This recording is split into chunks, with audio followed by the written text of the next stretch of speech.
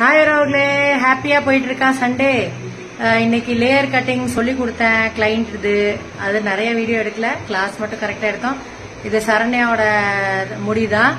இத layer cutting பண்ண போகுது. பிஃபோர் அண்ட் ஆஃப்டர் பார்க்கலாம் வாங்கோ.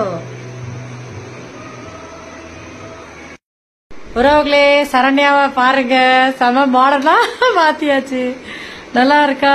லேயர் கட் இவங்க மேலயும் பண்ணியாச்சு. கிளாஸ் வேற கிளைண்ட் மேல காமிச்சிட்டேன். இருங்க,